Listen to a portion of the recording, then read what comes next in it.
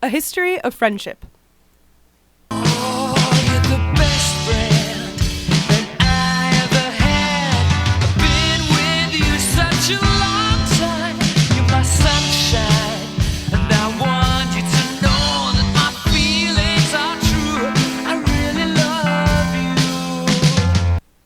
In a queer time, in outer space. Pigs in space! In queer theory, time is a lot like space. Epochs, epics, eras, erratum, ersatz, ER. Time takes up space. Eras. Ruffles have ridges. Oh, try this. Ranch? Ruffles have ranch? You all right? Ruffles have ranch ridges. Eras are rolling ridges. Vast. Unnumbered. Like 1,000 landscapes lapping and lapping and lapping each other. Like a runner who is also a track. What I am trying to say is that space and time are inextricable. From one another.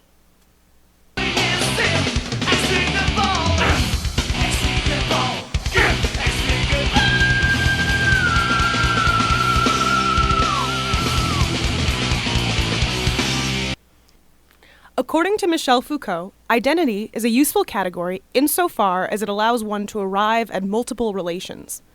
Identity is a point in time, in space. Imagine it as a kind of room. You, yourself, are a room. But you are also in your room. Inside yourself? How am I not myself? How am I not myself? Myself. How am I not myself? How am I not myself? How am I not myself? How am I not myself? How am I not myself? How am I not myself?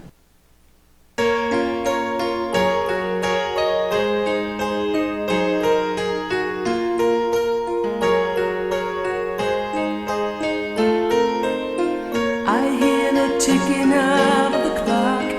I'm lying here, the room's pitch dark. So you're in your room. Always. But there are certain ways to expand your room's purview.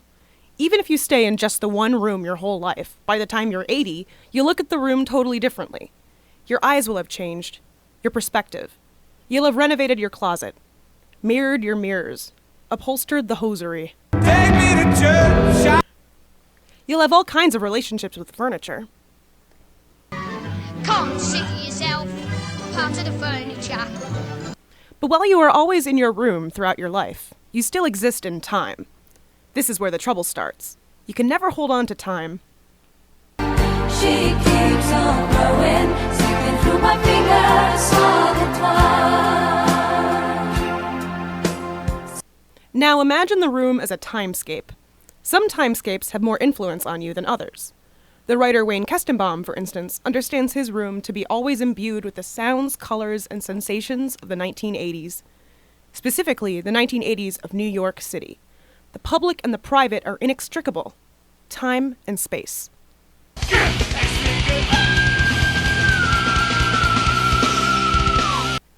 The public is connected to one's privates.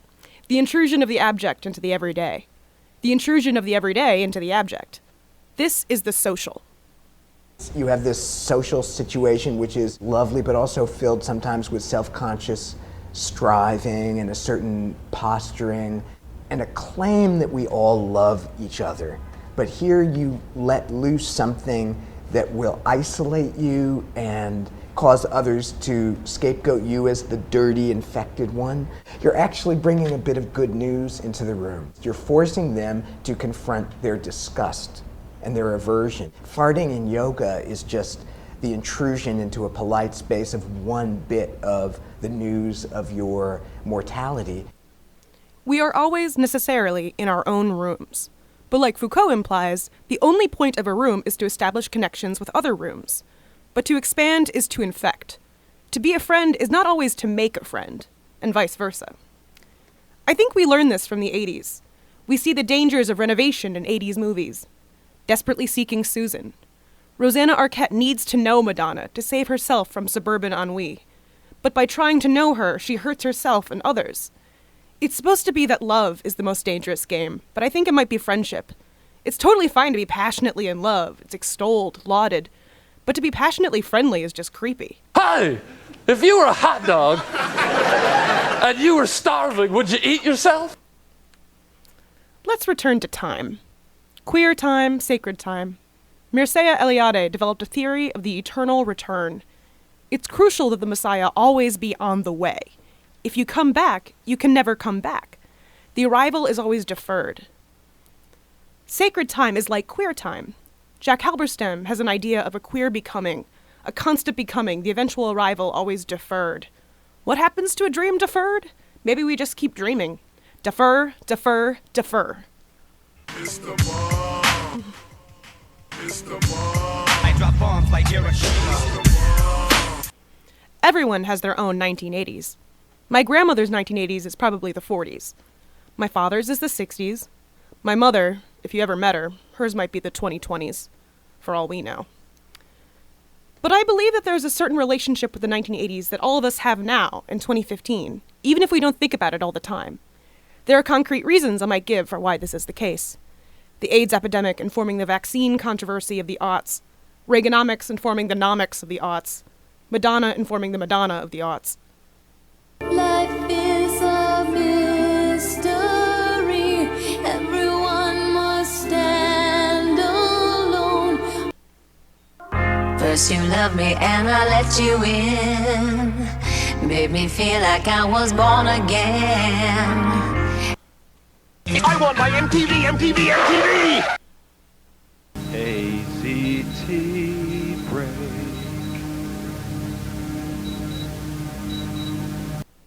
But moving on.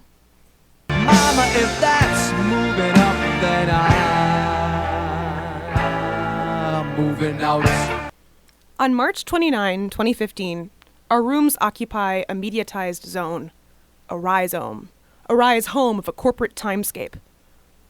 There is an obsession with opinion, the desire to be heard. All this is rooted in a 1980s time zone, specifically one from New York City. Time. As the era saw the rise of MTV and the audio and the visual as a landscape for the spectacle, New Yorkers needed to feel even closer to each other. Mirror this fusion. The movie Desperately Seeking Susan portrays these efforts. Film scholar Jackie Stacy, in her essay Desperately Seeking Difference, posits that the pleasure Rosanna Arquette gets from watching and trying to know Madonna in the movie is a subversive one. This pleasure is double in the sense that a woman-identified spectator is a flaneur, gazing upon this relation and having vicarious pleasure.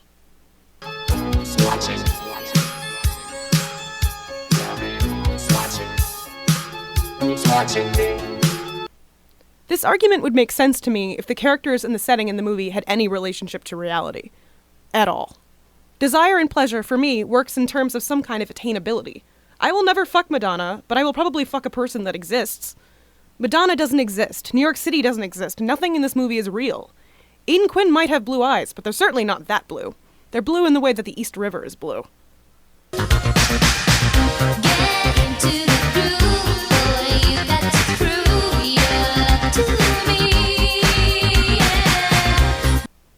Desperately seeking the 1980s. Desperately seeking New York City. Our New York Cities, ourselves. Our Madonnas, our nobodies. Madonna is New York City.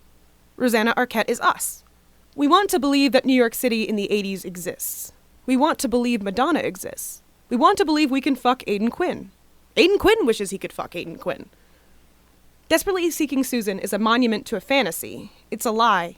It's a spectacle that reveals its own apparatus. The jacket Madonna wears is a mechanism of the city's construction. It's a conduit. Rosanna Arquette tries on the jacket, and it doesn't go well for her either. Friendships, like these imagined pasts, are carefully constructed fantasies. We imagine our rooms can really connect to other rooms. We imagine we love living in railroad apartments on the Lower East Side in 1985. But we don't. The fantasy of Desperately Seeking Susan is that New York is better, not that you can escape suburbia, as Jackie Stacy believes. New York City, as a vision and soundscape, has no relationship to life, to lived life, because New York is disgusting. With that, I introduce today's special ghost, Worcester Group alum and debonair man about town, Mike Stumm. Hello, Mike. I'm happy to have you here today. Hi. Hi, people. And I'm here again with my usual co-hosts, Andre Kello Hey. and Eric Wenzel. Hi. Nicely done. Anyway, I wanted to sort of, because this is a podcast ostensibly about sound and performance, I wanted to sort of lead off with a question about how the sounds of the 1980s, like synthesizers, fire alarms, HBO static, can codifies events and feelings for you, like in your life. Because I know not all of us experienced the 1980s, very much of it at all. I certainly didn't, but I think that there is like lingering traces that might affect the way we experience the world. I remember being disappointed in Michael Dukakis. Really? I was 4 years old in the 1988 election, and I remember thinking, wearing a little suit and tie. Is this really the guy we got? Yeah. Yeah.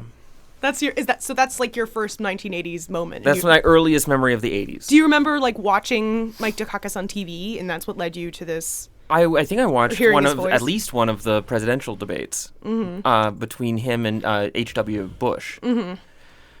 But I couldn't tell you much about it. And you know what? Part of that memory might just be my memory of the movie Donnie Darko when they're watching the debate in the hotel room. Yeah. Mm-hmm. I can't really say one way or the other. Yeah. And she writes Dukakis on the refrigerator, and then they talk about whether or not someone can suck a fuck. Oh, yeah. Well, that's kind of how memory works, right? In the sense that you're constantly remembering. You're constantly sucking in thoughts. And you're constantly trying to remember sort of other things that you've remembered, Like, I feel like that's how people, like, experience childhood in some ways, too, is that you don't actually remember maybe being 4, but you remember being 5 and remembering being 4, and so on and so forth. Can I ask a question? Do it. Okay, so Michael Dukakis, and I just want to preface this question by saying that for most of the 1980s, I was there, okay, but I was really stoned, okay? And I mean, like really stoned. So Michael Dukakis was governor of Massachusetts. That's right. And he ran for president? Mm-hmm. When did he actually do this? He was the Democratic nominee in 1988. 1988. Oh, when see. Reagan was on the... I was busy paying attention to many of my friends like dying that year, so it means I didn't vote in the presidential election. So who else ran? Well, his running mate was Geraldine Ferrara, and that was the first time a woman was on the ticket. Right. Okay. Who won? H.W. Bush. Oh, right. That Bush him. Okay. Well, there's Bush no President 41. Dukakis, unfortunately, that I know of. Well, I would have to say Yeah. that Andre Kello is the foremost Dukakis historian in the United States. It's true. Able to name his running mate and what state he was from. No, that was... Barbara Tuchman's been in contact with Andre and trying to get that Right, book but you were going. able to confirm. Mike was like, correct me? Yeah, and you're like, yes. Thank you for confirming. Yeah, fact checking. And now I know this, and I can in future I can pretend to actually. I go, Michael Dukakis. Oh yeah, sure. That guy, 1988. Yeah. In 1988, just to try to defend a fairly indefensible stance, it was that was the year 1987, 1988 were the years that I could go to a funeral for a friend, okay, not an acquaintance, for a friend every week. Yeah. Yeah, I mean, and then you start factoring in acquaintances, okay, so. Did you go to those? Did you go to? I went to many of them. Yeah. It got. I blush to say this, but there were so many of them that you eventually lost interest is the wrong, but you just got burned out. It was so many people were dying, and so many of them were your friends, and every time and there was this weird sense of complicity as well. You thought to yourself, well, why isn't it me? Yeah. Do you know why isn't it the person I live with? We all lived in high risk. Everyone I knew lived in some sort of high risk group of one type or another, and it was stunning. I mean, it was like being, as I think back and I hear myself say it, was like being in battle. It was like the toll was that extraordinary. The people were just dying left and right. So, like the sort of. I went to visit my friend Cookie one day at the hospital. Had been sick for a couple of years, and I walked in Cabrini on First Avenue. I walked in and I said I want to see Miss Mueller to the nurse, and the nurse went, hang on a second, looked in a book, and then turned to me and said, "Oh, Miss Mueller just expired," and a fucking gallon of milk. Well, the thing I said to her, and I didn't stop to think about it. It just came out of my mouth. I said, "You mean like my library card?" Yeah. I mean, I'm not kidding. I said it was so, and I mean, so sanitized, like. Yeah, it was like, well, it was. Mm-hmm. So for you, the sort of feelings and sensations and events of the 1980s are necessarily ones of grief or loneliness? Not necessarily. I mean, possibly the late 80s. No, remember when I mentioned that really stoned thing? Yeah. Oh, yeah. Okay. So at the end of the decade before, the most popular drug on the planet and amongst all my friends was heroin. The year before it was cocaine. It was like you couldn't bump into anyone who did not have. Everyone you bumped into at any given point had some cocaine in their pocket. Okay, they had cocaine wrapped up in some paper. And then the next year, they had heroin. Don't ask me why, except this, heroin tends to be kind of cyclical. It's marginally cheaper, at least when you're starting. It's really effective. It really works. It does what it says it's going. It does what people say it's going to do to you. Yeah. Gets you really stoned. And so why did I start it? Why did I start saying this? What was the question you asked me? Oh, I was what asking. What did the 80s sound like?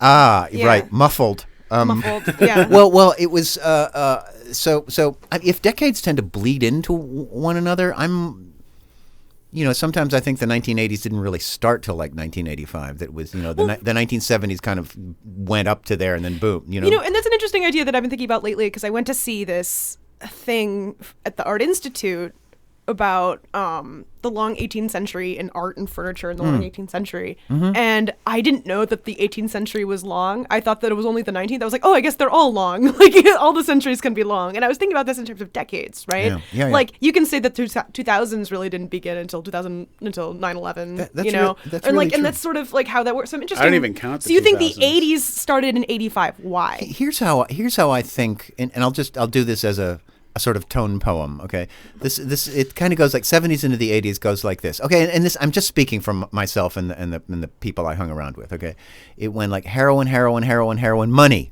Okay, and when money happens, that's 1984, 1984, money 1985, and suddenly it's the 80s. Money, it means like Julian Schnabel is getting $8 quadrillion for a picture. It means arts funding. Well, no, not funding. It's money. Okay, because the 70s is funding. Okay, I worked at this place where absolutely nobody came to see our stuff for a decade, from 1975 to 1985.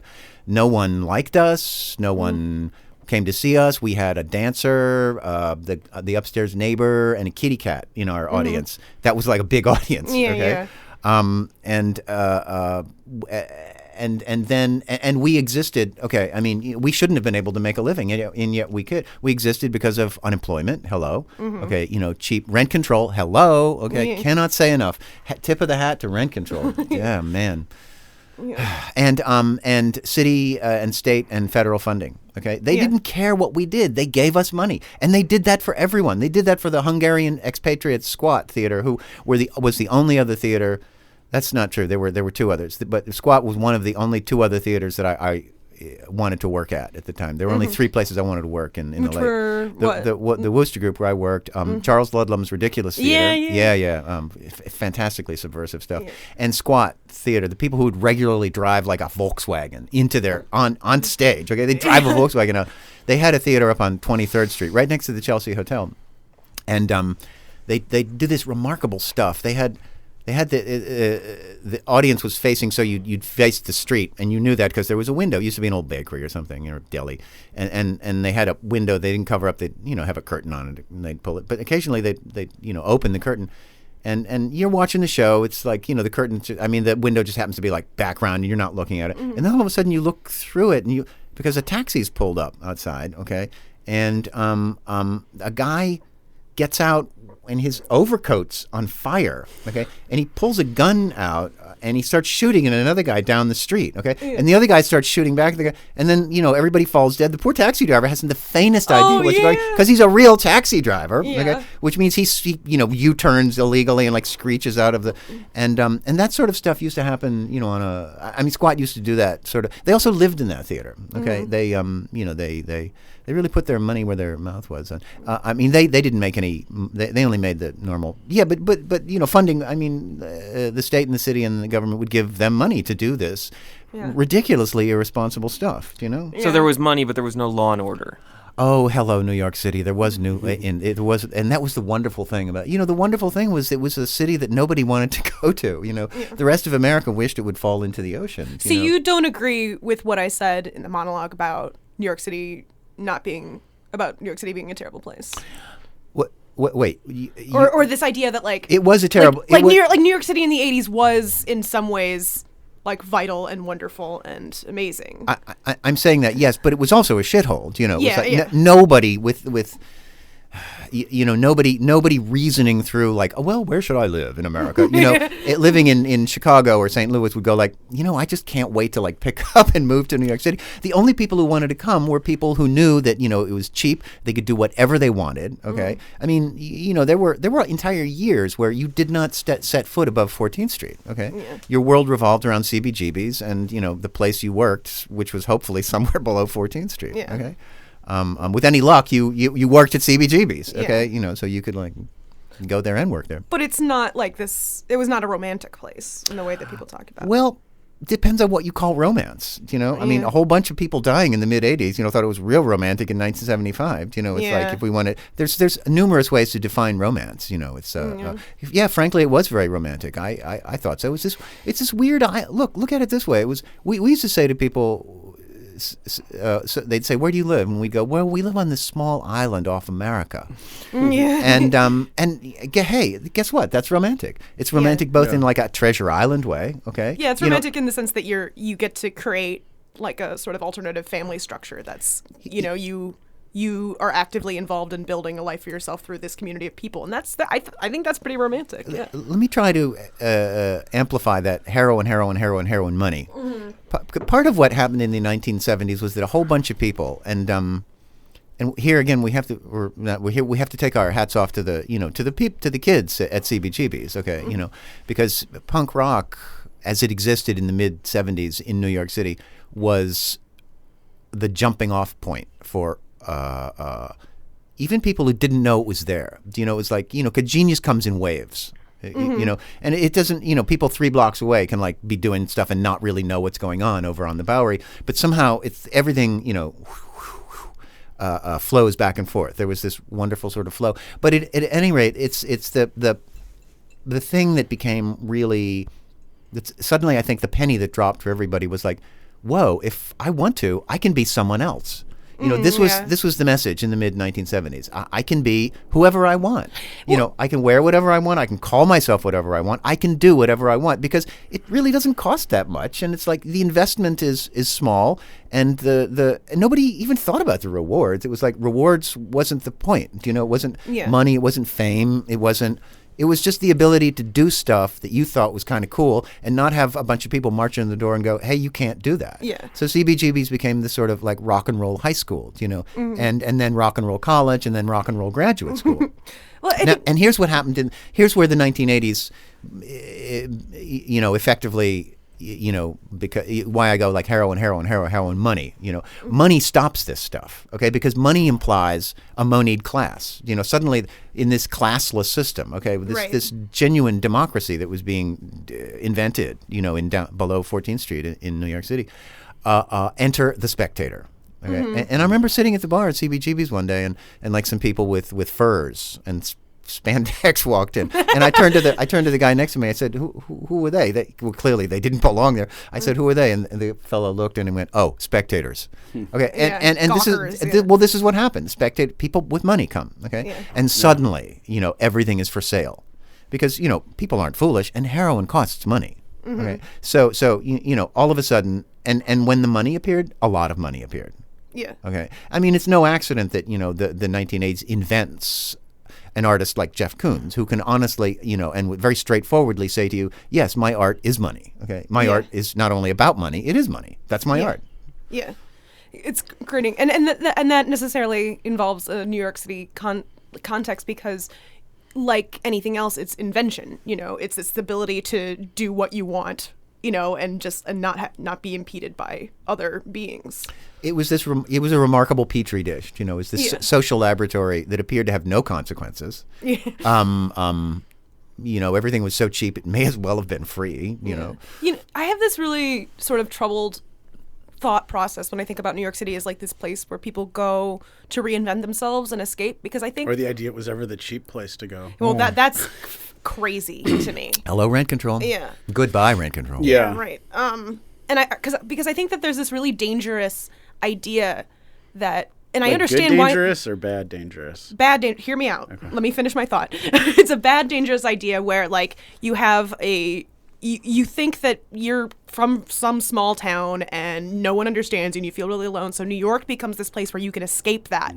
And what happens is that New York, experiences like glut of like overly eager young people willing to do anything in order to escape their hometown or whatever. And meanwhile, those hometowns remain impoverished, remain culturally stagnant, remain without culture of any kind. And I think that's really upsetting to me because I think it's really important. Like, I would love to have like a thriving theater community in a place other than New York City or parts of Chicago. Like, I would love to have like a fucking thriving avant-garde theater scene in like Omaha or in But the problem Decatur, is that the Georgia. United States only has enough people who are interested in committing their lives to this for there to be that kind of a community in one town. No, there's not. There's way too many people in New York. There's way too many artists. I agree. There's exactly the right number. No, there's not. No. There's way too many people. That's why they're all there failing. They're all going to make it, and they're not, because each year 10,000 more graduates of a graduate program come there to go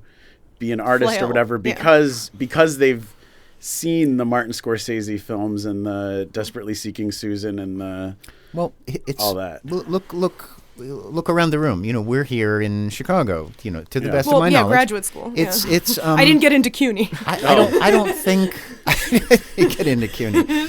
I don't think. I think this utopia you posit, Eleanor, is, if not about to happen, is in the process of happening. And I mean, How do you mean? Well, it's people. I don't think people. It's getting people are understanding they cannot go to New York any longer and make this happen for various reasons. They go there and they disappear. And I don't think. I think it's getting around to the point where they're going to very soon, if this isn't happening already, they're going to want to not go there. Already we're in a situation where people like Patti Smith and David Byrne are telling people don't come. Yeah. It shouldn't come as news to anyone that you without a great deal of money, you can't live there. But if you've never been to New York, you don't. It's hard to really understand how much money we're talking about. Like, I remember, it's more money than I have never been in any place where there was that much money in the same place. Or right next door and there's nothing. Well, the thing that's so fucked up is that I used to work as a nanny in New York, and I worked as a nanny for 4 years in New York City, and I worked for a lot of wealthy people. But the thing is, I remember I worked for a family on the Upper East Side on 80th and York, and which is like a huge, very expensive neighborhood to live in. And I remember their apartment, it was nice, but it wasn't that nice, And these people were definitely in the top 10% of they made a shit ton of money. Both the mom and the dad, they both worked, and yet they still lived in this kind of drab, ugly apartment that was small. Yeah. And I was like, what are you getting out of this? And I hate, and they're like, well, when the Second Avenue subway comes up, because it was like a 15-minute walk to the 4, and it was just, and honestly, the dad who lived in New York, he grew up in Midwood, Brooklyn. A 15-minute walk. He would fantasize. He's like, well, I really think the Second Avenue subway. It was like their fucking Mahdi or their Messiah. It was like when the Second Avenue subway, things are really gonna start moving up. Here's a funny. God love the Second Avenue subway. Here's a funny Second Avenue subway story. They started. Okay, it was. Should we give context for the listeners about the Second Avenue subway? Yeah, what is that? There is no Second Avenue subway. It's the east side of New York where there doesn't, there's a great deal of the east side of New York that it's not, it's a yeah, you need to walk 20 minutes to get Yeah, from yeah. your house to the 3rd Avenue, Yeah. to get to the 3rd Avenue subway. Yeah. Oh, this isn't that thing they're- And Lexington line. they started building the 2nd Avenue subway They dug- in 1920. Lindsay, no. Lindsay, it's during the Lindsay administration, so the late 1960s, somewhere whatever, around the time where they built the World Trade Center. You know, Oh, yeah. my early landscape of New York City does not include the World Trade Center, as it does not now. Yeah. either. Okay, but yeah, sorry, listeners. Spoiler. I know we've spoiler been alert. talking about drug addiction and AIDS, but to bring up the World Trade Center. Yes, sorry. Well, that's just too sorry, much. sorry. But back to the 2nd Avenue subway, the lighthearted part of the program. They in the late 60s, the Lindsay administration, they started at 66th Street, and they there was a hole in under 2nd Avenue. They dug up 2nd Avenue from 66th Street all the way to Houston Street. They were going to build a subway, and then they ran out of money. New York City was the brokest city in the world. This is, yeah. Remember in 5 years, there's that famous Daily News headline, Ford to City drop dead. It's like they asked the government, can we have a little money? And Ford, who happened to be the president at that time, said to New York City, effectively, drop dead. Yeah. So they didn't have any money to continue the subway, and they didn't have any money to fill in the hole, really. So a hole, second was, and there were boards across. So this is why the East Village was or the Lower East Side was so cheap, okay, and also just so it was why there was the largest drug supermarket in the open air drug supermarket in the world, and why it was like because the hippies had moved out, okay. You had to cross a wooden bridge effectively to get there, like you were in it was Grimm's fairy tale. Nobody wanted to live there. It was like you couldn't give these apartments away. Landlords were actively burning them down. It was like you would see them there, like with like Molotov cocktails. Nobody even hid it. It was if New York City was beyond the law, this was beyond the law. There's a joke about it in Mad Men too, where Peggy moves up to the Upper East Side, and everyone's like, "No, it's too dangerous." She's like, "No, it'll be better when they have the 2nd Avenue subway." And we watched that episode at a bar in Brooklyn, and everyone was like, "Ah!" The place burst into laughter. Yeah. Wasn't this like why they made that movie Escape from New York? It was positing very prescient movie. In 19, it's like that's an 80s movie, right? Escape It from New is York? a late 70s movie, I think. But they're basically like at a certain point, it's an island. It'll just be turned into a penal colony. Well, it was a wonderful fantasy. We all watched it, and it was like, it was supposed to be this terrifying vision.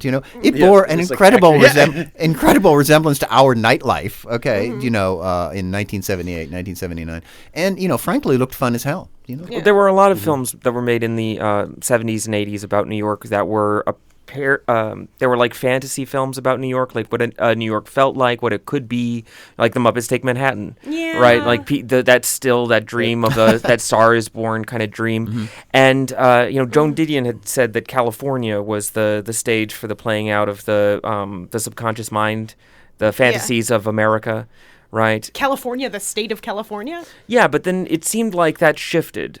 Like do people really still have like dreams of going to Hollywood and making it? Oh, dude, yeah. I mean, there definitely are people. I guess there are people. I know. So I went to a high school. That had there are doofuses that want to go on American Idol, but I mean, apart from them, no. My last wife, was she a famous Hollywood actress? No, she's a television producer out there.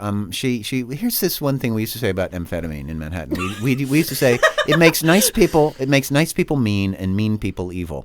I realized. I thought that was what they said about cocaine. No, maybe they said it about cocaine, but they started saying it about amphetamine. Okay.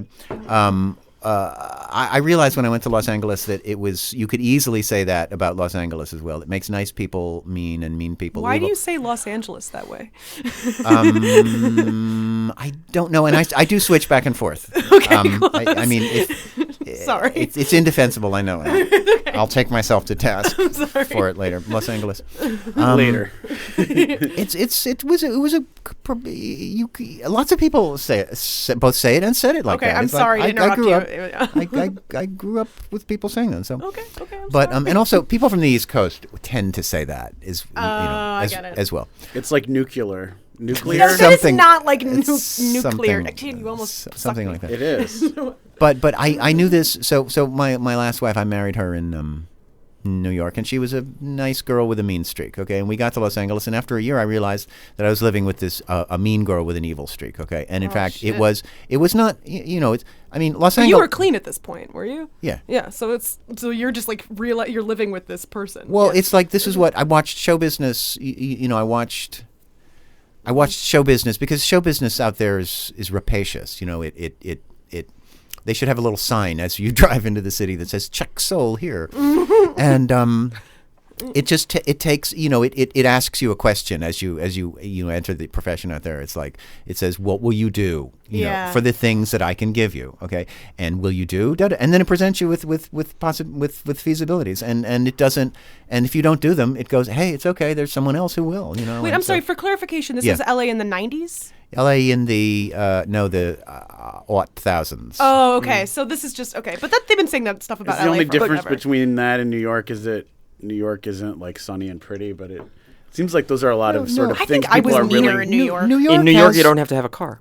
New York, right? No. New York is like Los Angeles is built around that two businesses, real estate and show business. Okay, New York is built around many businesses and always has. New York show business is radically different. Okay, But in terms of success, there it is very much like every like Eleanor was saying, everybody from a small town that has a dream is in New York, and so it is very much like anyone willing to do anything will do it there. At least that was my experience, especially in the art community, where it's like anyone will pick up any job they can just to keep being there. I've been to spend very little time in Los Angeles, but I felt when I lived in New York for 4 years, and I felt like I was meaner there. I think I was a meaner person, and that's difficult for me. Like I'm not good at that.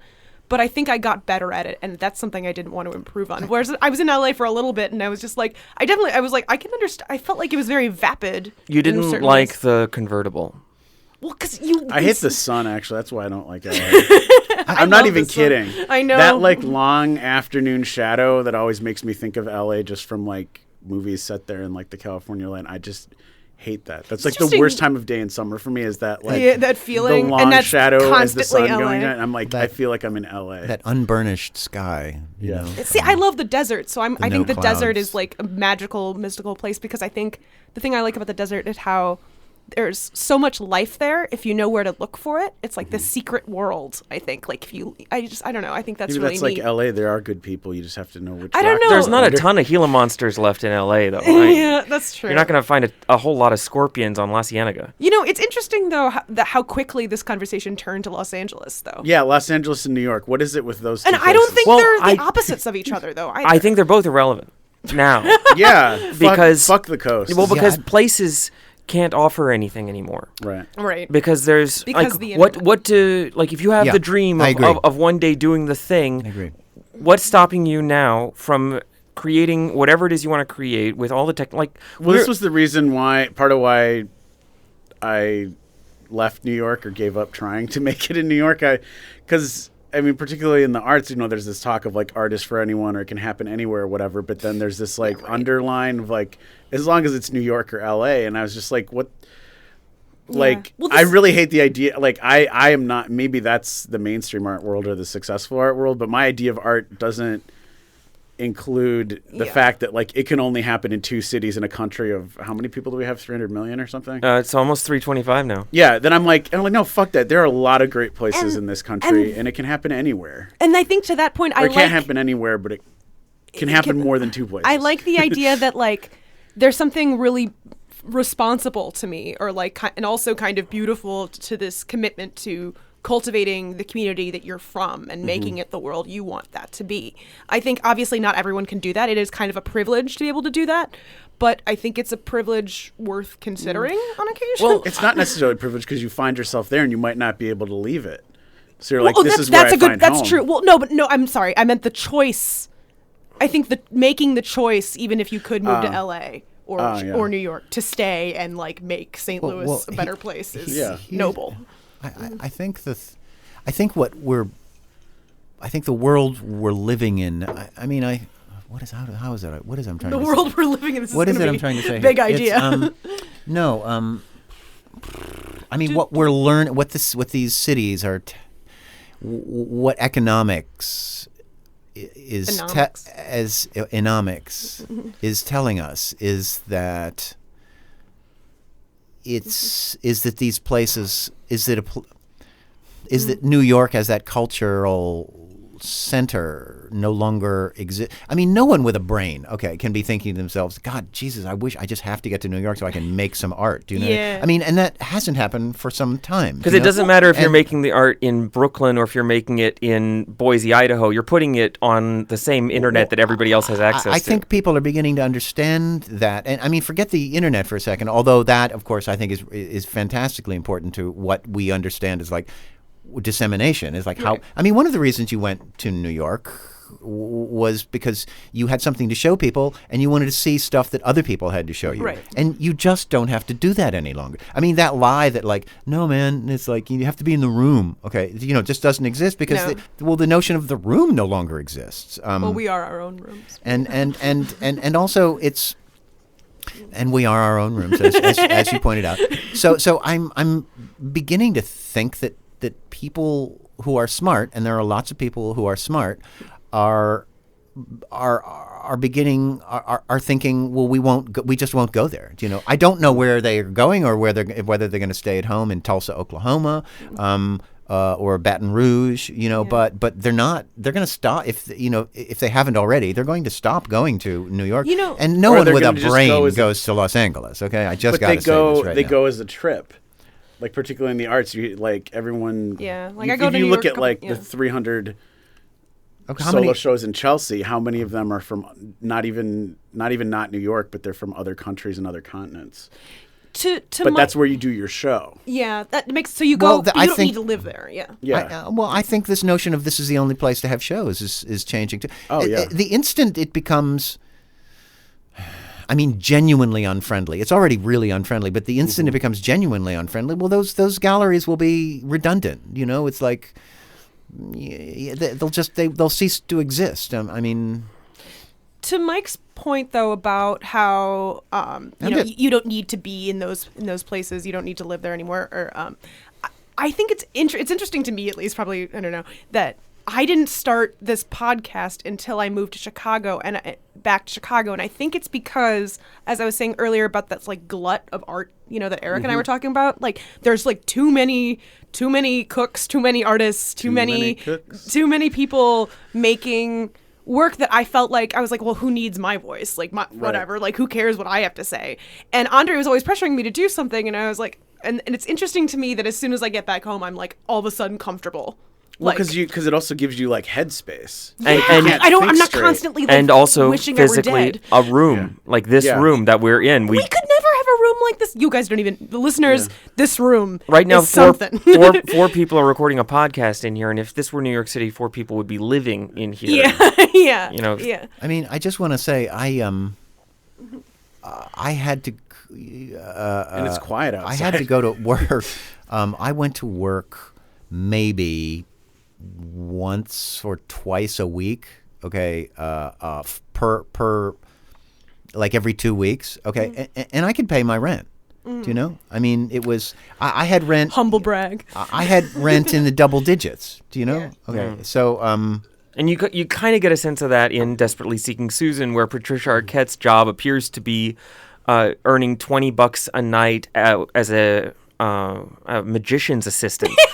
Like, that's a viable lifestyle choice?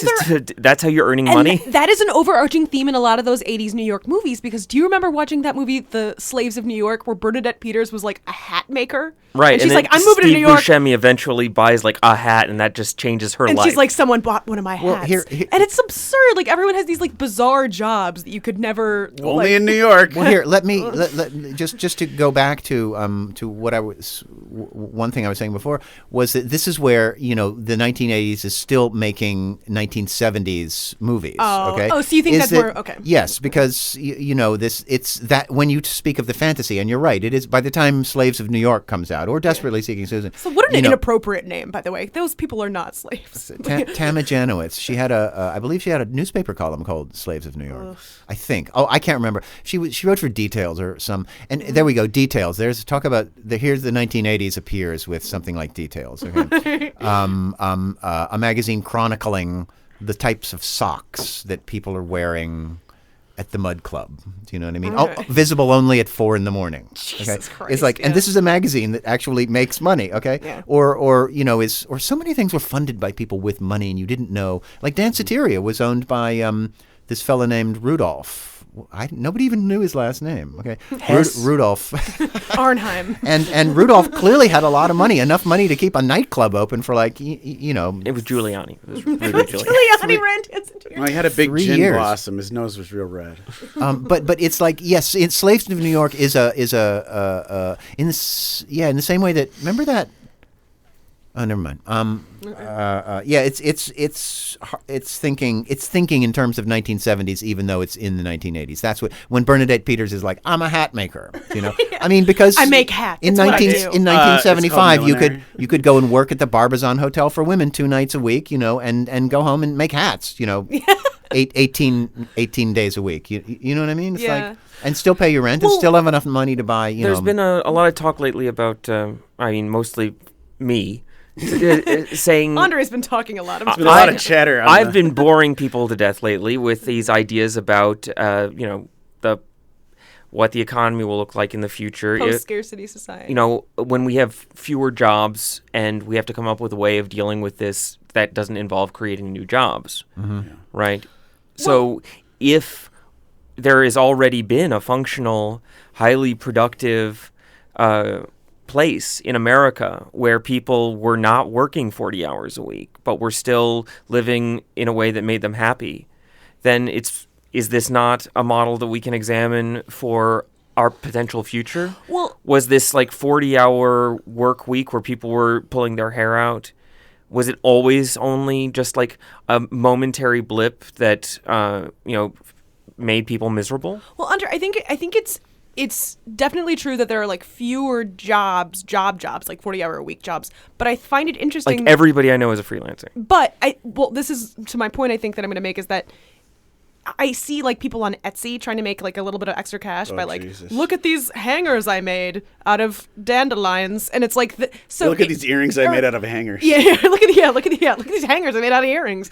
And I think there's this sort of like, so even though there's like fewer 40 hours a week jobs, there's like a lot more jobs that are like tiny ones that people are using to supplement their income, or not even supplement, like is their tiny meager income. And I think that that's something that even though there are fewer 40-hour a week jobs, there are more of these like vocations that people are taking on and calling themselves artists in certain, and being artists. 'Cause But they're the making problem art. is the person that has that hanger earring shop is not making a whole lot of money, and they have $80,000 in Master of Fine Arts debt. Yeah. I'm not saying this is like a sustainable model. Like- I'm just it's something I'm noticing is happening. Yeah, no, totally. But I'm just thinking about like like in the past, you wouldn't have gotten a bachelor's degree in art and then gotten a master's degree in art, and then you're like, sock knitting is my true It's my true calling. passion. Well, this is what you get when people tell you over and over and over again. I mean, it's like a return to the 1950s in a weird sort of way. It's like when people tell you over and over again, yeah, well, wanting to be an actor is great, or wanting to be a sculptor is great, or wanting to be like a modern musician is great, but, you got to have something to fall back on, Right. So it becomes, you read this in like, occasionally I'll read like threads, you know what those thread things are, right? Yes, on the internet. Yes, Yeah, internet threads. Yes, that the word's new for me. Okay. But where you'll find, someone will say like, yeah, but I really want to make candles, and then somewhere in the thread it'll be like, yeah, well, you better make candles that someone wants to buy. So the ethic then becomes, how can I make money with my art?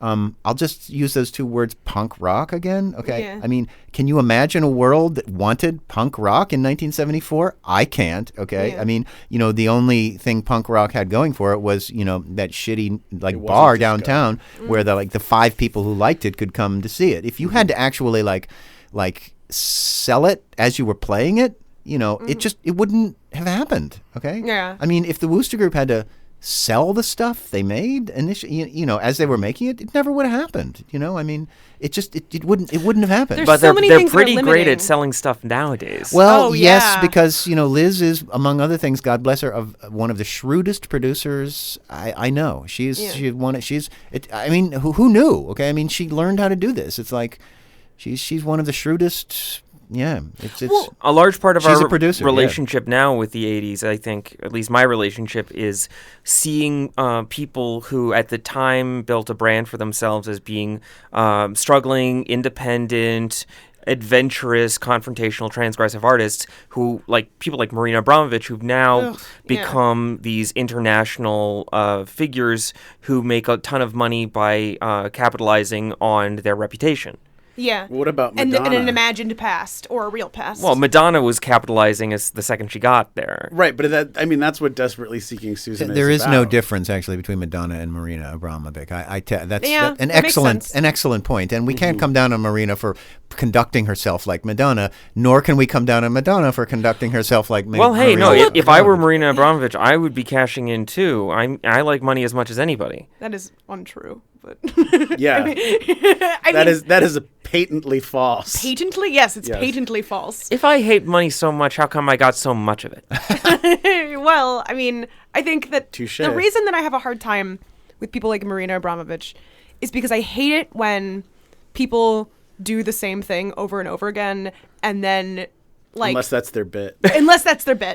But, like, I don't understand why people are so excited about performance art now and why it has to be that. Like, Well, what is... You're very right. I mean, it's talk about something that should be long dead and gone. like it's performance art. Excuse me. I went right? to a fucking conference recently. This is actually a couple of years ago now, and someone was doing like a fucking Meat Joy thing. It's the and new, I couldn't believe it. I was like, it's like this. They didn't. It's like the 70s days didn't happen. It's the new academo speak. I mean, again, this shouldn't come as news to anyone in this room. It's the performative normative. Okay, it's the new way academics talk to each other. It's not.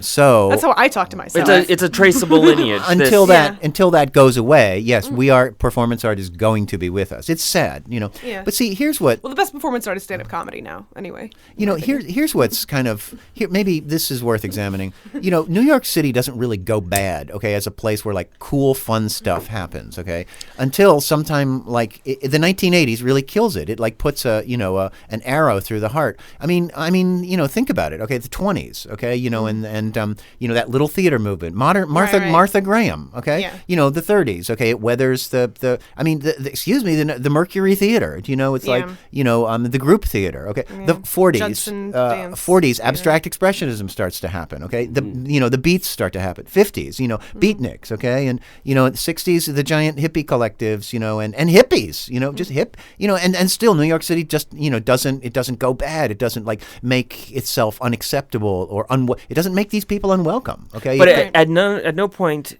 were any of those things being commodified in New York while they were being made. Bingo, right? It's like commodification what about doesn't. Pop art though.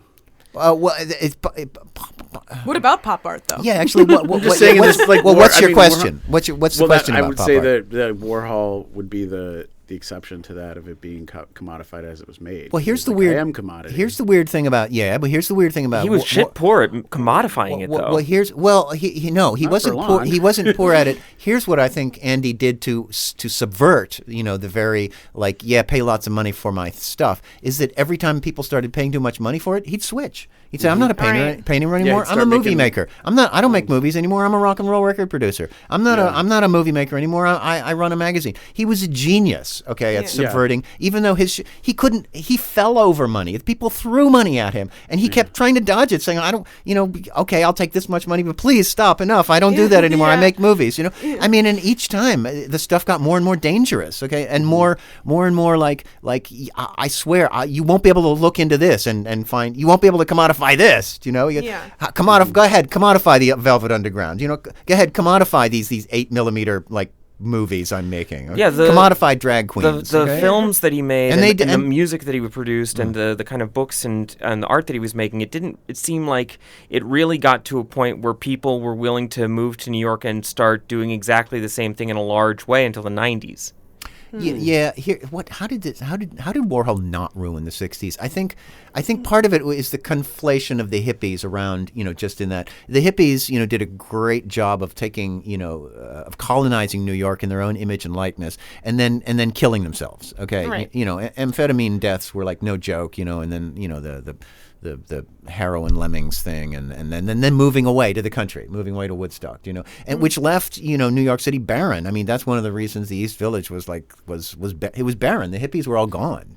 Wait. I think that it's not a coincidence that the 80s was when this community or this group of communities start to get distributed and commodified and sold to the rest of the country, and you start encouraging people to move to New York around the time when the technology allowed it to be distributed really quickly, really easily through video cassettes. Oh, that's interesting. What technology are we talking about? People seeing movies in Santa Fe? Well, people seeing Desperately Seeking Susan. I think in the 70s in the United States, colleges all over the U.S. started to teach New York art as like the where art, like how America can contribute to the world. Right, and then also excellent point. The way that this stuff got distributed out to the rest of the country was on, cable television and on VHS cassettes. Yeah, and in to a certain degree, MTV. Yeah, no, I wanted to say that because the first question was like, what's your sound of the '80s? Yeah, and I think.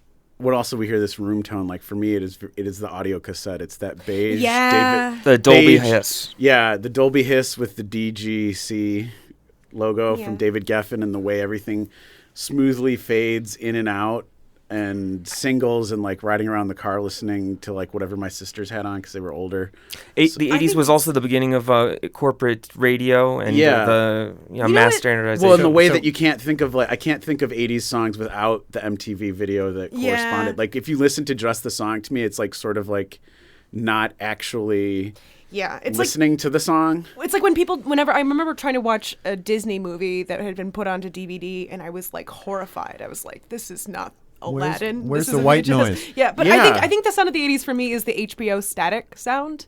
I think the thing I was trying to sort of make a point about in my monologue was the idea of the 80s as like this both collapsing and of like domains of experience like sound, sight, sensation, and also the fusion of them. So like this idea of and how the fusion of like the audio and the visual through the music video is sort of this new aesthetic and also media that comes to dominate like my understanding of what the 80s is and produced and made us, I think. And I find that static, that sound of the static and the gray, ants on the TV to be this perfect emblem of that. Well, to me.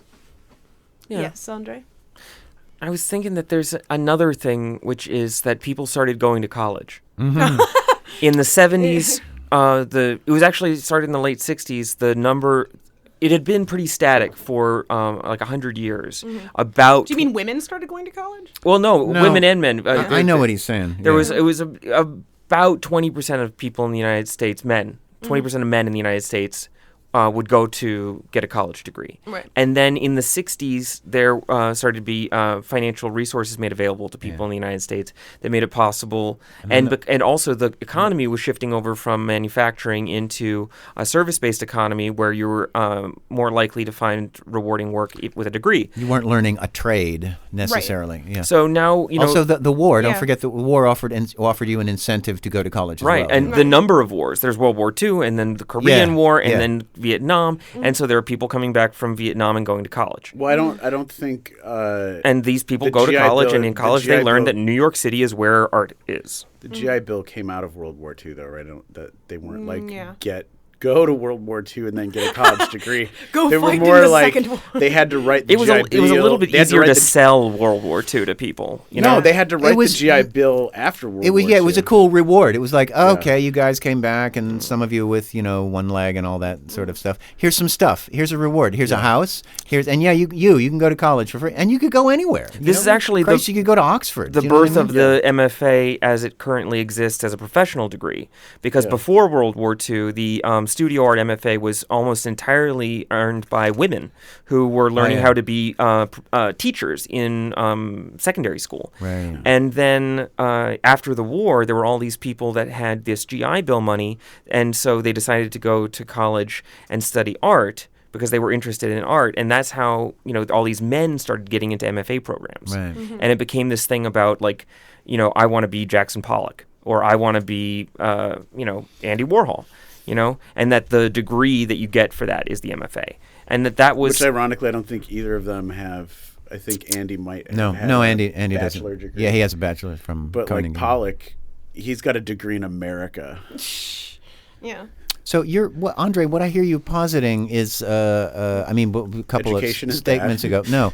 No, is that New York City is effectively neutered, okay, in the 1980s by some stuff, money, whatever, celebrity, economics, technology, politics, all the things that were acting on the people in the United States to cause New York City to become because the thing is that New York City, as you were saying before, you were saying it wasn't a place where people were like, well, if I have to choose a place to live, I want to live in New York City. I mean, you'd talk to people like in Milwaukee, okay, and you'd go like, yeah, why don't you come to New York? And they'd go like, man, have you seen Taxi Driver? It's like, no, I mean, people didn't. It was a dangerous place. Do you know it? Dangerous things happened to you. You got mugged more often. Bad stuff happened. Okay, so it was sort of a surprise, to be in the city and discover that it felt secret. It felt like a secret society. Okay, and because of several of these things you mentioned, I think it becomes less of a secret society. People go there and discover that in fact it's not dangerous and it's really fun. This happens in the 1980s, and somehow all of this stuff, time being what it is and telescoping really fast. It both, everyone discovers that it's really fun, they can be there, and then it gets ruined, David Sedaris somehow implodes on itself, He's got one of his earlier books, he has a great story about that. And he's referring to Giuliani, but I think it was starting before that where he calls it like trying to turn his city into Disneyland. And it was all about this friend of his that had like a friend from back home come, and then she's just like, only wants to go to like all the tourist spots, and then like just talks about how rude everyone is, and then the whole point of the essay is like, well, now that we're like trying to appeal to that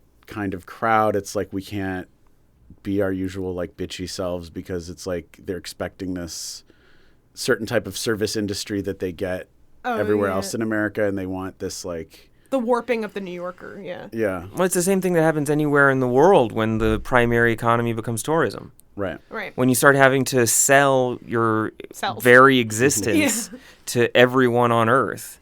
And that's what New York is experiencing. Like, it's selling itself to people, to Russian oil billionaires, and to rich kids of natural gas magnates, and But it's also selling itself to all the people that are in the audience at Jimmy Fallon that are like wearing their like Wisconsin Badgers sweatshirt, and they're talking about how they're from Norman, Oklahoma, and what are you doing here? And then they're like, well, we're gonna have the Roots write a rap about you liking corn.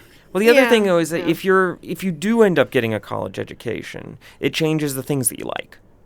And if you get the college education and it changes the things that you like, then you're less likely to want to go on vacation to Disneyland, right? Because if you are, you spend a certain amount of your life learning about Marina Abramovich, then, the 20,000 Leagues Under the Sea ride is a lot less fun. You're going to want to go on the Weezer how about tour people who cruise. know about Marina Abramovic and yet still want to go on the 20,000 Under the Leagues? Yeah, I feel really ride? left out of this conversation in the sense that I think that it's really difficult for me to understand how people go like because you're talking about artists. Like, artists go to college and college changes the things. Well, also they like. people who go for liberal arts or people who Yeah. go for anything. anything, You know, and But I don't How think. else But, would but there Vampire are. Weekend have fans? I mean, But there are plenty of people that go to college and are like unchanged by it. Actually, isn't that kind of the norm? Really? Like, I don't know. I feel like sure, I'll but be we only need a certain number of people. And how many people in the United States go to New York City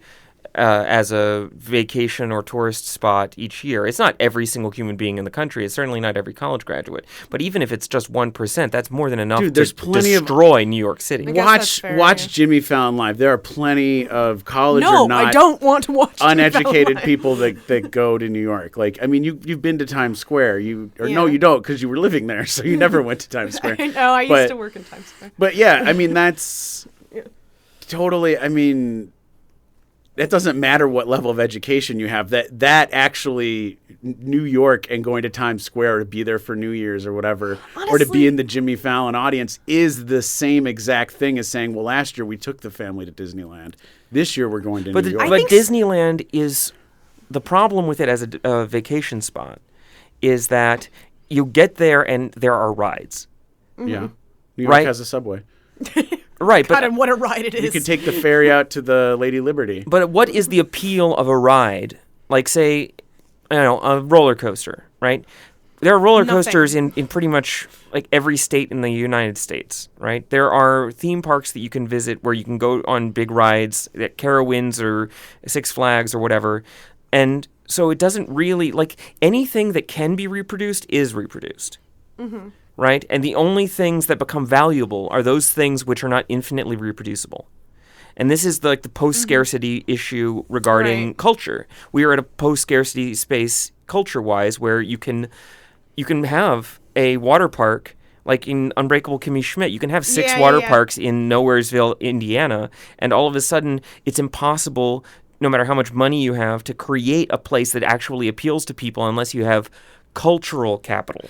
Also, I think it's really interesting in New York the way that Giuliani was so invested in making New York kids friendly. Because I remember taking several children that I nannied for down to like the shitty Chuck E. Cheese up in down in like in Park Slope area, and it's like people from like all 2 economic classes in New York City were there. Like, and it was like because it's Chuck E. Cheese, and that's where the kids go. You know, like that's always useful. Like that's always going to be necessary. And so, yeah, like you're saying, then this post-scarcity space, the thing that becomes valuable are the things that people What I'm saying though is that Times Square is Disneyland. I mean, it's the same sort of adventure that Epcot Center offers. And that's why and New York I'd say it has more diverse tourism because you have people that really are there just to see a specific show on Broadway, or people that are there to go to the Met, be it the opera or the museum. But then you also have people that are like, I want to go to Times Square, and then we're going to take the ferry out to Liberty Island or whatever that place is called, Statue of Liberty Land, and I'm going to get a T-shirt that says "I Heart New York." Yeah. And but this is, I think, increasingly not the way that New York is marketing itself. Right. Outside to the world. Like you see advertisements in taxis. Like the Taylor Swift, Welcome to New York. I mean, she's not like... She's been lambasted for that song, though, like so bad. I don't think that's... Yeah, that's not fair. I mean, did anyone call it Jay-Z and what's his name for their New York song? Well, but he's from New York. Oh. She's from Connecticut. Oh. She grew up in a Christmas tree farm. She should... That would Isn't that the funniest thing in the world? Why doesn't she sing a song about come to my Christmas tree farm? I would listen to that song. It'd be full of sexual innuendo. Yeah. Okay, Eric. I think that if there's something that possibly still exists in New York City that people are commodifying and marketing out, it's the idea that you might have access to a cultural concept before other people. Like last March, Eleanor and I were in New York, and we saw Hannibal Buress do his weekly Sunday show at the Knitting Factory, and he starts to do this new routine he's working on about how Bill Cosby... It was like this time last year, yeah. Yeah, about how Bill Cosby had been sexually assaulting women for decades. And, we thought, oh, that's fun. And Oh, it's neat that he's being so aggressive, because it's normally kind of strange to be that critical of Bill Cosby. Yeah. And then nothing happened for 6 months. And then all of a fucking sudden he tells the joke. Yeah. Yeah, he tells it in like St. Louis or something, and the world catches fire, and his life changes. And that is sort of a cool. My best experiences in New York were like going to see theater and comedy, like things that were so the norm. Like going to see Wyatt Cenac or Kristen Shaw like every week, like. That was something that It's not reproducible because these are human beings that don't exist physically in other parts of the country. And even if they were producing media that was being distributed globally instantly, like their podcasts, and a lot of these people do have podcasts, that, the real immediate stuff was happening where these people were, and where these people were was New York City, right? And theater, right? The theater in New York. This is a thing that can't be reproduced and distributed, right? Sorry, Luigi just got on he was sitting in Eric's lap, and then he just got on the rug solely so that more people could see him lick his balls. Like that is, or not even his balls, because he doesn't have them anymore. Sorry, it's just really gross. Okay, sorry. I thought you were like, and it's awesome. I needed everyone to know that I this believe is what that's called his penis. His penis. Oh yeah, his red rocket. Anyway, you know that part that's not the balls. So Andre, does this continue to happen? Will it because you're making a great guy. You listen to you guys talk, and I go like, wow, you saw stuff that you couldn't see anywhere else, and I had already given up. I don't go back anymore, and I don't know these people you're talking about. So does this continue to take place, and does it continue to take place there, and will it continue to take place, and will it continue to take place there? I don't see how. I mean, the technology has changed to a degree where it's possible now for anyone to have access to modes of distribution that allow you to have pretty much an audience the size of the entire world whenever you want for nothing. Yeah. So what is the why? Like, there are people that are still, living in New York or LA and having their weekly show and, producing stuff, and this stuff is fun and cool, and it's not available elsewhere. But how long? I don't know. Maybe not long at all. Do you think it still is the community, though? Like, the people you're hanging out with, like that, not just who's in the room or whatever, but actually that there is something about creative energy and... Yeah. There's definitely a thing about creative energy and creative communities, but the question is, do communities need to physically exist, or can they exist virtually? No, they can't. Let me say something I don't know how to say either, and may in fact regret saying. Do it. Are things that are made there and things that will be made there or in these places, that are now sort of redundant or unimportant, and I'm making quote marks. Is it important? Do you know? I mean, is it? Not to put too fine a point on it, but I do think, let's say, of punk rock. I mean, music mid 1970s, circa 1970s, specifically in New York, as like the last gasp, of some kind of radical aesthetic that I will witness in my lifetime. Okay. No, now I maybe I'm just being a big dick here, I mean, or an old fogey. Okay? There's nothing's ever going to be as good as punk rock. Well, there's just not a lot hear of... what I'm saying. When I say radical aesthetic, I mean a radical aesthetic, as some giant cultural shift. How transgressive can anything really be anymore, though? Well, I think, come on, guys. Wait. I think, to go back to what Mike was saying just now and a little bit before too, the idea, like, because you were like, nobody wanted punk, so it wasn't sellable. Like, there wasn't any demand for it, and they didn't even create demand, because that would be the other thing. Like, the NBA thing would be like, well, you've got to create. You have to do two things: either do something there's a demand for, or create demand for the thing you're already making. But it wasn't either of those things. It was very messy, and that's what you're saying, like a radical aesthetic. It was very messy, and they just did what they did, and they did it there because that's where they were. And that's where that's all shifted now, where it's all attempting to be very calculated and very like, I need to be here to make this happen, to make that, and I need to act this way to make that thing happen. And that's where it becomes kind of neutered and stuff. Because it doesn't have the this is what we're doing and fuck it. It had the character of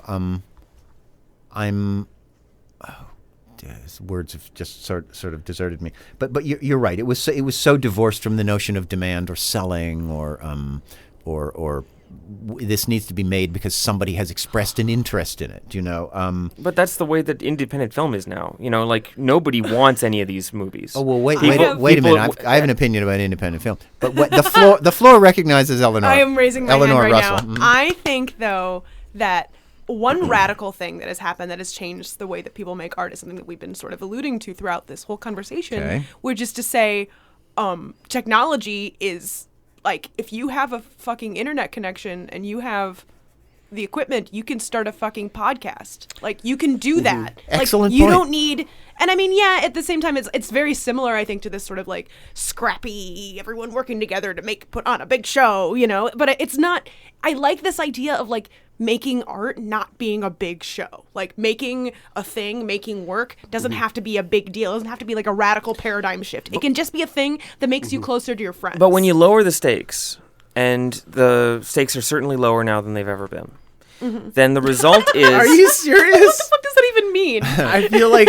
Like the stakes required for Stakes art are- making. Like art used to cost money, and now it doesn't. And art used to... it costs a ton of money to make art now. What art? All the people that have engineers and studio managers and 6 galleries and everyone but wheeling those and people, dealing. So there's they spend the money because they have it. Right. Well, finish But that's the art your, that gets finish your made. thought because I want to hear this thought. Yeah, and then we're going to wrap up. We'll do plugs after. Oh yeah, definitely want to do plugs. Yeah. Anyway, sorry, finish your point. Hair plugs? Oh no, plugging our future. Butt plugs. Okay. Anything but plugs. Finish your thought, Andre. Oh, me? Yeah, you. Oh. You. Okay. We want to hear you. You were speaking. The stakes are so low now Yeah. because it doesn't cost money to make it, and it doesn't cost money to distribute it. And if you do a really good job and make something great, you can't turn that into a career. So since the stakes are so incredibly low, there's not really a whole lot encouraging people to give a damn about the work itself, except for the quality of the work. And, the quality of the work was never a huge motivating factor for people who wanted to make things. That's never been... Especially the people Especially who making were performance part art. of the historical avant-garde in the United States in the second half of the 20th century. They were the biggest proponents of the idea that quality is the first thing to go out the window. Yeah. Or what we imagine to you're right. be... Well, the Right, definition right. of quality or shifts. mastery or Yeah. like appealing to a certain kind of mainstream aesthetic. Yeah, right. Right. I mean, the notion that someone can then the idea of quality changes radically and very quickly from artist to artist. Like if you can make a really good pizza, that's great. And I agree. And scene. and you can have people over to your house and make a really great pizza and they'll enjoy it, and that won't change the world for anybody. Yeah.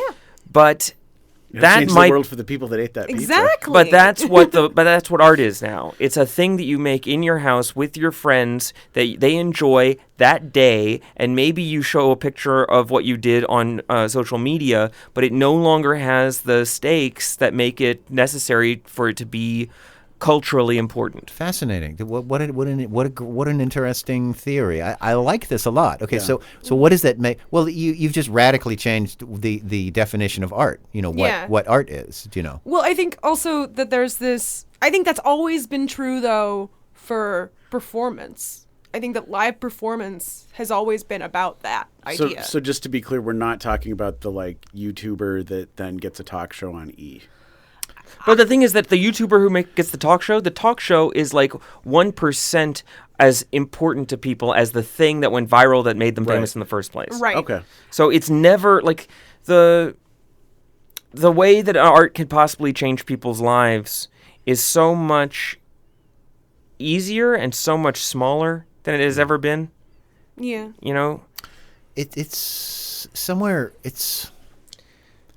It just doesn't make sense to move all the way to New York to make art when art is just a thing that you do with your friends when you feel like having a good time with them. Yeah, it's what you're saying is this is CBGBs right here. Right. There's a million of them across and the there's United a million, States. and there's the CBGBs next door, and the stakes are so low that it doesn't matter and never will again. That's not bad, though. I think that's what not. you're positing is a really nice thing. I don't think it's bad either. Yeah, I don't necessarily. I don't think it's bad either. It doesn't make as much noise, okay, as the CBGBs down on the Bowery, okay, and I think what society is going to have to do is understand that eventually, that in fact, that the big perhaps this is some sort of trajectory. The big stuff doesn't matter. I like how not butch it is. I like how it's you're this very right about that. vulnerable, like intimate thing that happens. I like how it's not like grand, like not necessarily grand. It's very beta. The kind of art I make is pretty beta. But one thing that's beta-able. awful about it Instead of though alpha. is that it discourages Ambition. a long time of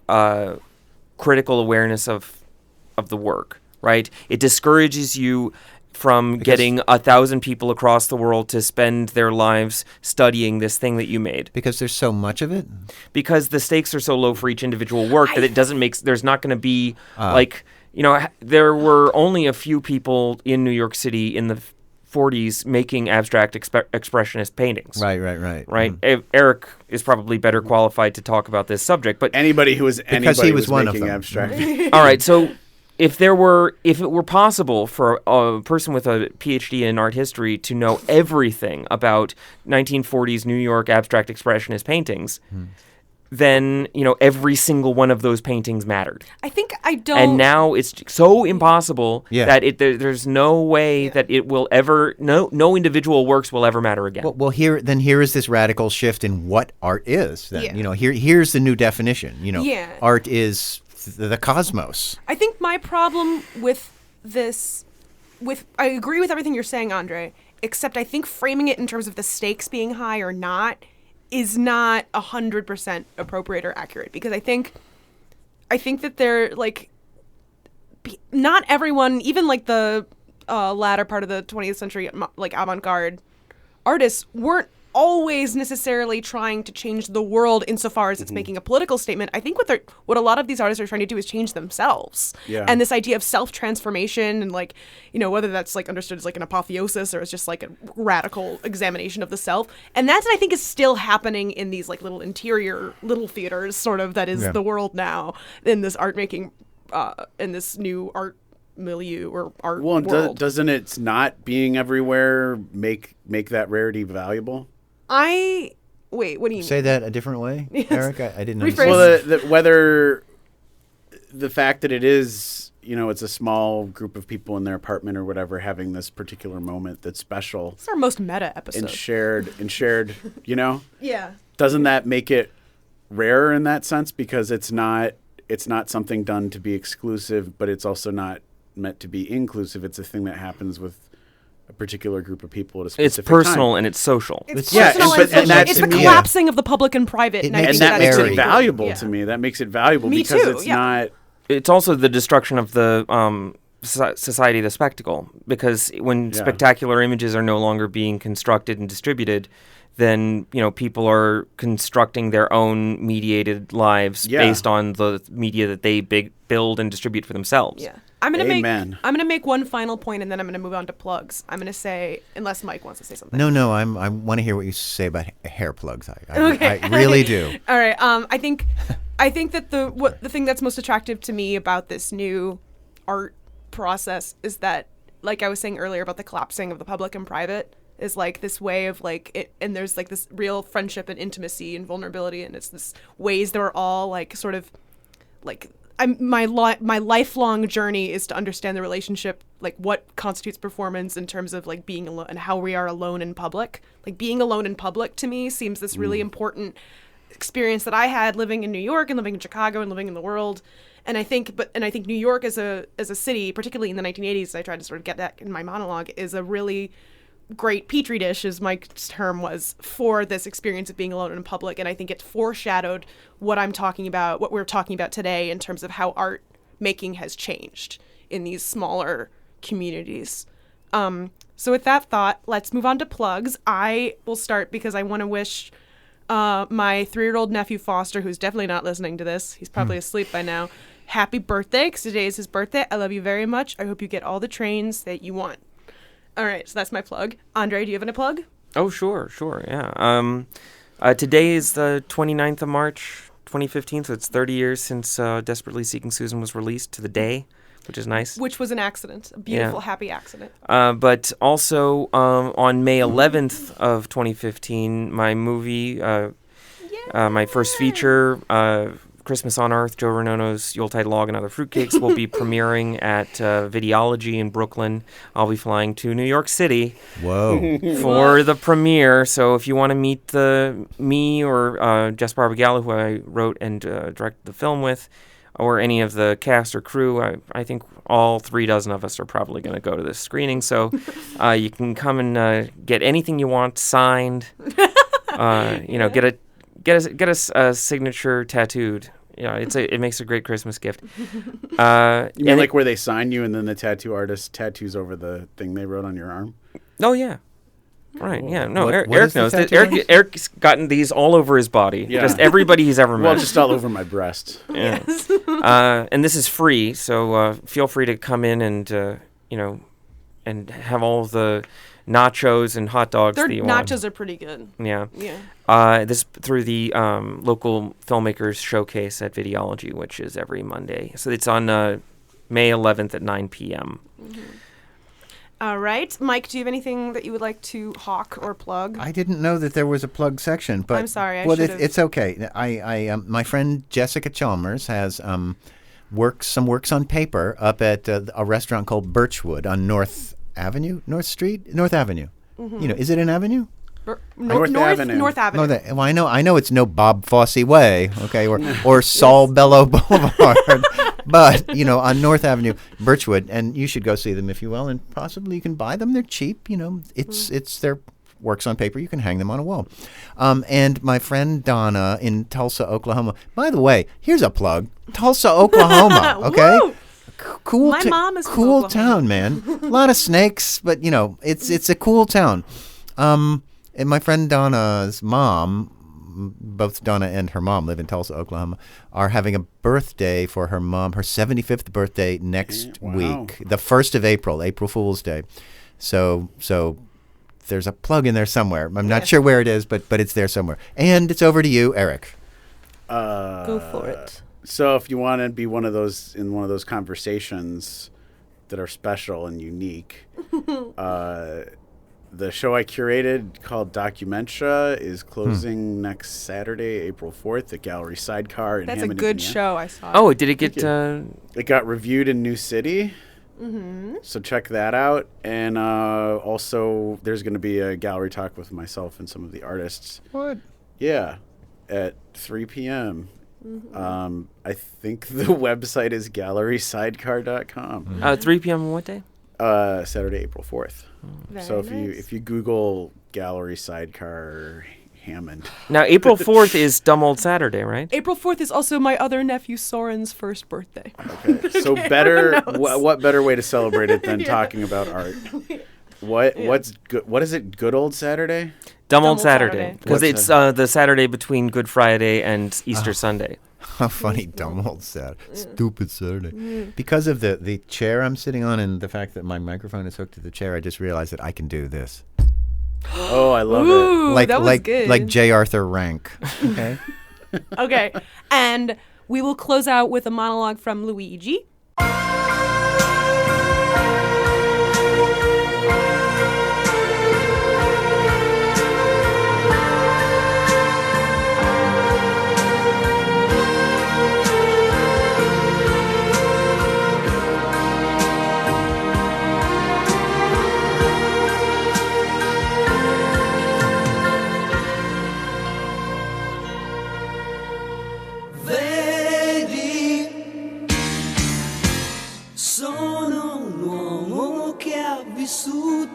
Che ha sbagliato ed ha pagato, credi,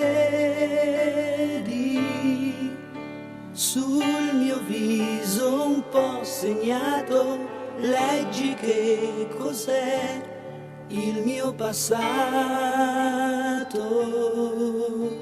vedi